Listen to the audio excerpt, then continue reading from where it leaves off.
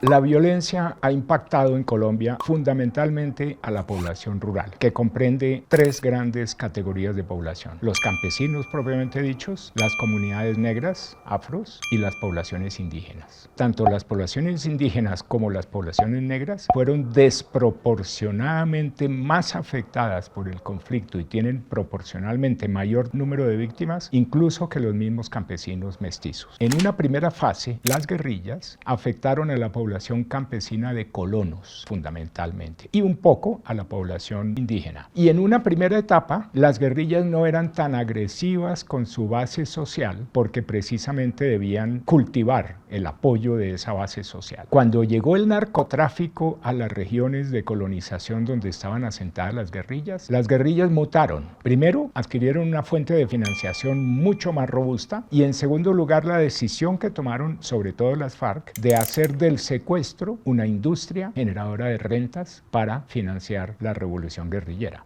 Y las FARC en el año 82 decidieron expandirse a los territorios de ganadería extensiva, sobre todo en la costa atlántica. Cuando las FARC toman esa decisión, encuentran nuevas poblaciones rurales feudalizadas por los grandes hacendados, no tenían derecho sobre la tierra, que eran clientes políticos del clientelismo tradicional de los partidos. Por lo tanto, no eran una población muy favorable para las guerrillas, y las guerrillas tuvieron que ejercer verdaderos dominios territoriales sobre ellas. Cuando llegaron a las zonas ganaderas, las guerrillas quisieron comenzar a vivir de los ganaderos y cobraron la vacuna ganadera, un impuesto por cabezas de ganado o por extensión que tuvieran los ganaderos, lo cual los convirtió en el fondo en los defensores de las grandes haciendas ganaderas. Y comenzó entonces una tragedia para el pueblo campesino colombiano, porque también a comienzos de los 80 se incubó el paramilitarismo como una reacción de los grandes ganaderos contra los abusos extorsivos de las guerrillas, pero además como una reacción de las élites militares contra el proceso de paz de Belisario Betancur. En ese momento, las élites militares se unieron con los grandes propietarios de la tierra en tres regiones del país: Magdalena Medio, Nororiente Antioqueño y la región del Ariari en el Meta, y les propusieron fundar autodefensas campesinas, financiarlas y ellos darles la instrucción militar y las armas, y así se crearon los tres primeros focos paramilitares, con un enorme aporte financiero de las mafias, del narcotráfico, especialmente el cartel de Medellín, que ya estaban comprando tierras en esas mismas tres regiones.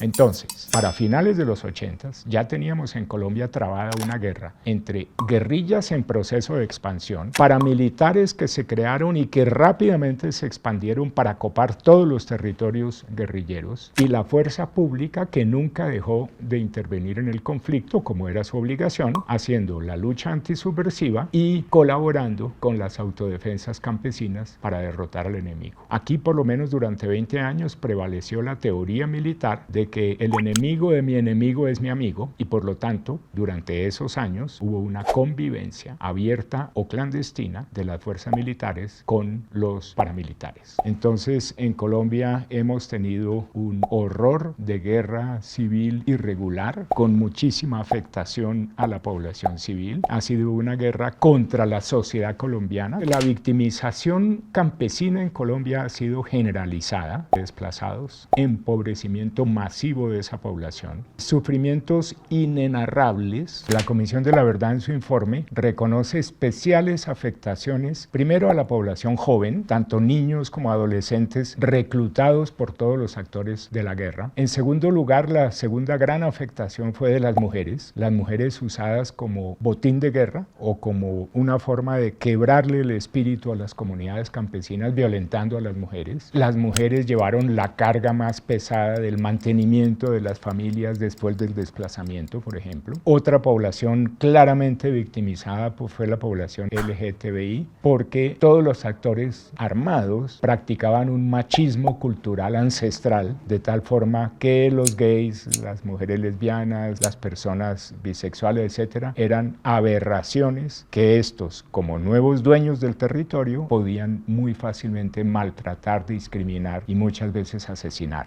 Las poblaciones indígenas fueron tremendamente afectadas porque los indígenas están situados en las regiones de frontera, tanto en la frontera amazónica como en la frontera nororiental de Arauca, Casanare, Meta, Vichada. En el sur, las comunidades negras del Pacífico, y el narcotráfico tuvo sus grandes corredores de salida de droga justamente en las regiones fronterizas. Entonces, territorios marginados donde el gran poder terrateniente no llegaba y vivían comunidades indígenas o negras, el poder del narcotráfico armado sí llegó y por lo tanto se volvieron adversarios sociales para desplazar esas comunidades y quedarse con los territorios que conformarían corredores de paso de la droga. Esa es, diría yo, la gran afectación del conflicto y los grupos de población más afectados por él.